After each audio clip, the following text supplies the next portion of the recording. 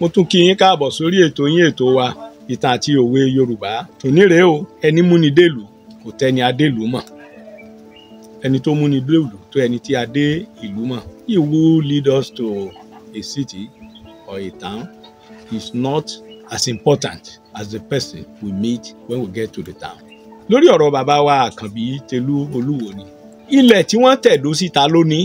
Abala kan ilẹ̀ yìí jẹ́ ti aláwo. Ó sọ̀rọ̀ pé àwo ìlú Awo bàbá débẹ̀ lónìí kì í ṣe ìlú tó tóbi púpọ̀ mọ́ nítorí ọ̀pọ̀lọpọ̀ ogun tó ti ja ìlú yìí.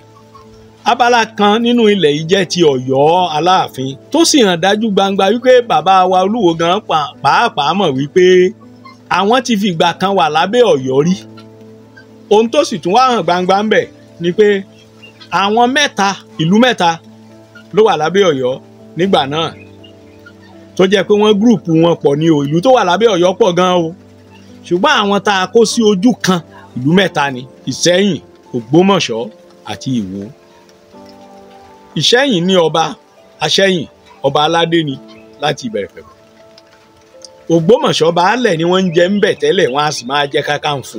Gbogbo ìlú tẹ́ bá ti rí tí wọ́n jẹ kákàǹfò rí nígbà àtijọ́ kì í ṣe ní ìsinyìí o, baálẹ̀ ni wọ́n ń jẹ ń bẹ̀. Alákoro ni wọ́n, alákoro kan kì í ṣágun. Ọ̀rọ̀ ń bọ̀ ń bẹ̀ tó bá yá. Olúwo ọba ni, ọba aládé sì ni, ọba ìpìlẹ̀ sì ni. Tá a bá sọ pé ọba ìpìlẹ̀, ìyẹn ni pé àkókò tí ó débẹ̀ o, ó gbé adé débẹ̀ àbí kí wọ́n fún ní adé láti Ifẹ̀ náà sì ni. Adé wọn ò dá dúró. Ẹkùn Èpo ó ní à ń pè ẹkùn tí Ìwó wà. Abẹ́ obìnrin ni wọ́n sì wà, ìyá kéré lọ́yọ̀ọ́. Èyí túmọ̀ sí wípé bàbá wa Olúwo nígbà náà àwọn baba ńlá wọn ò tiẹ̀ lè déwájú Aláàfin. Tí wọ́n bá kó ìsákọ́lẹ̀ lọ àti bẹ̀rẹ̀, kí là ń pè ní ìsákọ́lẹ̀? Ìyẹn ni àwọn èrè oko lọ́dọọdún láti lọ fi wórí fún Aláàfin. Wọ́n á kó fún ìyá kéré. Bẹ̀rẹ̀ ni àwọn ewé tí a fi ń rọ́ ilé látijọ́, kò sí páànù. Torí náà gbogbo ìlú tó wà lábẹ́ Ọ̀yọ́ wọ́n gbọ́dọ̀ dá bẹ̀rẹ̀ jọ. Ṣé ẹ rí pé ìlú tóbi kò túmọ̀ sí wípé ó lọ́jọ́ lórí púpọ̀ rárá o. Mo fẹ́ lè sọ pé lára ìlú tó dìde gbẹ̀yìn nílẹ̀ Òtù Òjíire ó ní Ìbàdàn. Ìlú wo ló wá tó Ìbàdàn lónìí? Nílẹ̀ Òtù Òjíire ìlú wo ló tó Ìbàdàn? Ìbàdàn sì ń gbòòrò sí lójoojúmọ́. Mo lọ Abẹ́òkúta níbi ọjọ́ bíi mélòó kan, àgbà omi. Ìbàdàn ti wọ́n ti kan Abẹ́òkúta. Wọ́n ti kan Abẹ́òkúta. Akan ilé ni títí tá a fi dé Ògùn State, tá a fi dé Abẹ́òkúta. Ṣé ẹ̀ wá túmọ̀ sí wípé Ìbàdàn ju Ifẹ̀ lọ? Ìbàdàn ọmọ ọjọ́ wo? Ohun tí mò ń gbìyànjú láti sọ ni wípé Ifẹ̀ jìnnà púpọ̀ sí Ìwó. Tá a bá ń sọ̀rọ̀ ọjọ́ orí, tá a sì ń sọ̀rọ̀ ipò, tá a sì ń sọ̀rọ̀ àyè, ipò Olúwo sì kéré púpọ̀ sí ipò bàbá wa Ọọ̀ni. Lúwo tí à ń sọ, màá sọ ipò tí nígbà tí bàbá wa Odùduwà dé tó ti jẹ Ọọ̀ni. Lẹ́yìn tó ti jẹ́ Ọọ̀ni tó ti lọ tán, tí wọ́n ti rèwàlẹ̀ àṣà, tí wọ́n ti darapọ̀ mọ́ àwọn ará Orólẹ̀, tí wọ́n ti ń bára ọ̀run ṣàárò, ọba 19 tó ti jẹ kí Lúwo tó wá jẹ. Àkọsílẹ̀ wà, ẹ wo iye ọba tó ti jẹ. Ṣé ẹnìyẹn ló wá ń fi ara ẹ̀ wé Ọọ̀ni, ló wá ń fi ìlú rẹ̀ wé Ilé Ifẹ̀? Ẹ̀yin ọmọ Ìwó, ọ̀jọ̀gbọ́n pọ̀ níwò, ọ̀mọ̀wé pọ̀ níwò, àwọn òpìtàn wà níwò. Ẹ súnmọ́ bàbá, kì í ṣọjọ́ orí, èèyàn ń wádìí ni. Ẹ wojọ́ tí ẹ̀yin èèyàn ti ń pè mí, bàbá òwe, ṣé ẹ̀ ní sọ nǹkan kan nípa? Mo ní ẹ ní sùúrù, èmi náà fẹ́ wádìí. Èèyàn yìí mọ̀ tán. Gbogbo eléyìí tí mò ń wí náà kò sọ pé mo mọ̀ tán. Ẹ̀yin tẹ́ ẹ bá tún mọ̀, ẹ̀yin náà tún kọ́ wa. Ẹ pè wá, ẹ jẹ́ àjọsọ, yóò dára fún wa.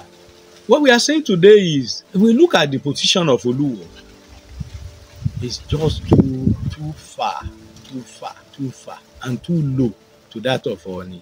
After the demise of Odùduwà, we had about 19 other Ọọ̀nis who had reigned before Lúwo, the great-great-grandmother of Ọba Àkànbí, the Olúwo of Ìwó.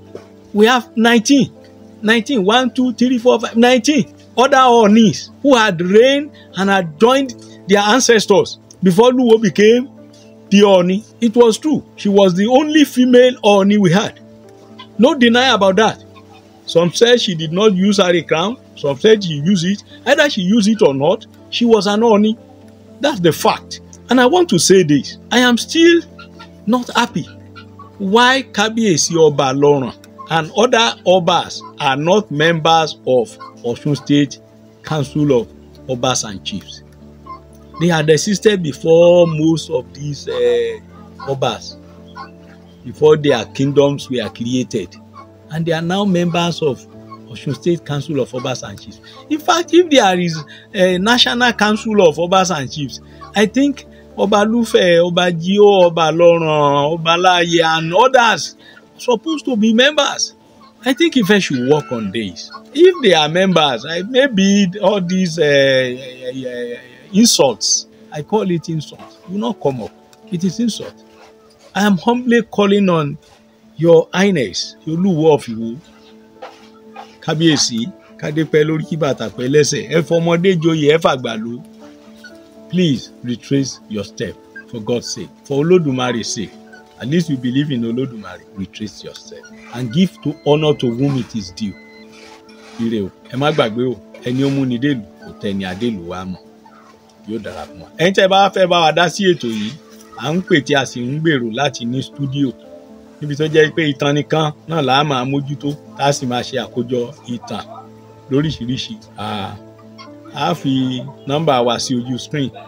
Ẹ̀yin tẹ́ bá sì tún fẹ́ kí ètò yìí máa tẹ̀síwájú náà, owó dátà fẹ́ lè pààyàn báyìí, ṣùgbọ́n àní ṣaláìṣe tó yẹ ká ṣe. A fà ká nọ́mbà wa síbẹ̀, ohunkóhun tẹ́ bá fún wa, a appreciate ẹ̀. Ẹ̀yin tẹ́ sì ti ń ṣe, ẹ lè mọ̀ ṣe o, ọkàn wọ́ balẹ̀. Ẹ ṣé púpọ̀.